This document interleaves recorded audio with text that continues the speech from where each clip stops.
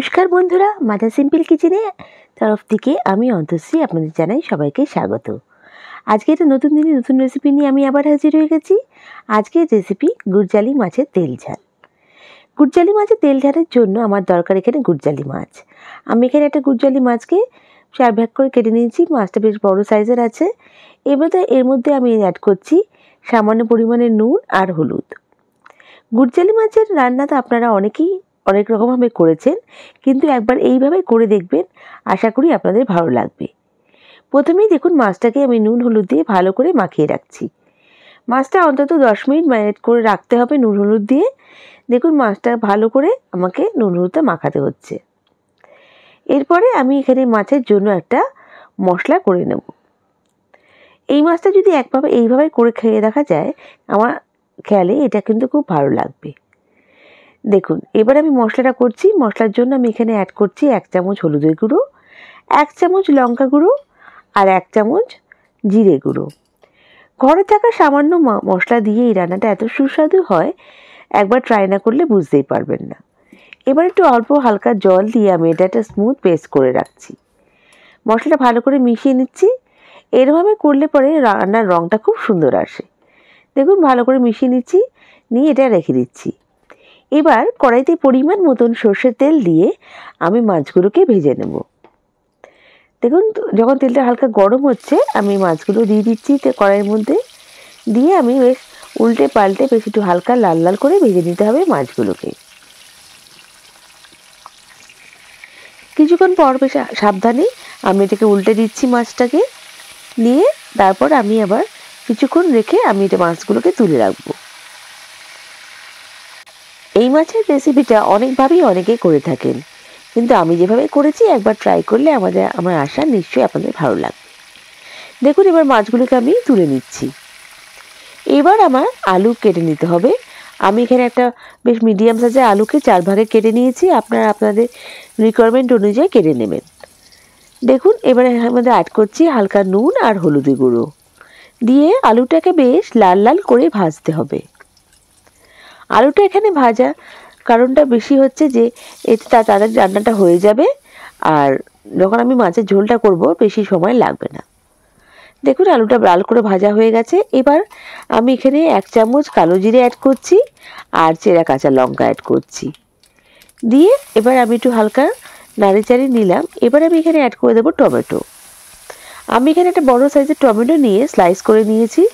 সেটা আমি এখানে একটু তেলের সাথে ভেজে নিচ্ছি প্রথমে। এরপর আমি যেটা অ্যাড করবো সেটা হচ্ছে নুন। আমি এখানে পরিমাণ মতন নুন অ্যাড করছি। দিয়ে টমেটোটাকে বেশ একটু নরম করে ভেজে নিতে হবে। দেখুন টমেটোটা হালকা নরম নরম হয়েছে, নুনটা অ্যাড করে দেব। দিয়ে একটু ভালো করে একটু আমি কষিয়ে নিচ্ছি টমেটোটা। টমেটোটা স্টেজে তেলের সাথে বেশ ভালোভাবে যখন বেশ মিক্স হয়ে গেছে, তারপর আমি এখানে অ্যাড করে দেব আমার মশলাটা যেটা আমি বানিয়ে রেখেছি সেটা। দেখুন মশলাটা অ্যাড করে দিচ্ছি, আর মশলা ধোয়া হালকা জল আমি বাটিটা ধুয়ে আমি এখানে অ্যাড করে দিচ্ছি। এইটা বাটি ধোয়া জল দিলে পরে রান্নার টেস্টটা কিন্তু বেড়ে যায়। দেখুন ভালো করে কষিয়ে নিতে হবে। আর এখানে আমি এখন অ্যাড করলাম 1 চামচ আদা বাটা। দিয়ে আমি ভালো করে কষিয়ে নিচ্ছি যতক্ষণ না তেল ছাড়ছে। যতক্ষণ না তেল ছাড়ছে আমাকে একটু কষাতে হবে। তারপর আমি এখানে ভেজে রাখা আলুগুলোকে অ্যাড করে দিচ্ছি। আলুগুলো অ্যাড করে বেশ আমি ভালো করে একটু নাড়িয়ে নিচ্ছি। বেশ যখন তেলটা ছেড়ে আসবে তখন আমি এখানে গরম জল অ্যাড করে দেবো পরিমাণ মতন। খুব বেশিও দেওয়ার দরকার নেই জলটা, আর একদম কমও দিলেও হবে না, মিডিয়াম জল রাখা যাবে। আপনারা আপনাদের যেরকম গ্রেভি দরকার সেরকম রাখতে পারেন। দেখুন একটুখানি ফুটে গেছে। এবার আমি এখানে অ্যাড করে দেবো আমার ভেজে রাখা মাছগুলো। তার আগে আমি এখানে অ্যাড করে দিচ্ছি 2টো কাঁচা লঙ্কা। আমি এখানে লাল আর সবুজ কাঁচা লঙ্কা দিয়েছি, এটা জাস্ট একটু শোয়ের জন্য। এবার মাছগুলোকে অ্যাড করে দিয়ে কিছুক্ষণ আমাকে ঢাকা দিয়ে রাখতে হবে। মাছগুলোকে হালকা করে উল্টো পাল্টে দিচ্ছি, তারপর আমি ঢাকা দিয়ে রেখে দিচ্ছি। দেখুন এবার আমি মাছগুলোকে ঢাকা দিয়ে রেখে দেব। খুব বেশিক্ষণ কুক করার দরকার নেই, বেশ অল্প সময় কুক করলেই হয়ে যাবে। দেখুন আমার রান্নাটা কিন্তু প্রায় হয়ে গেছে। আর এবার আমি ধনেপাতা কুচি দিয়ে সার্ভ করব।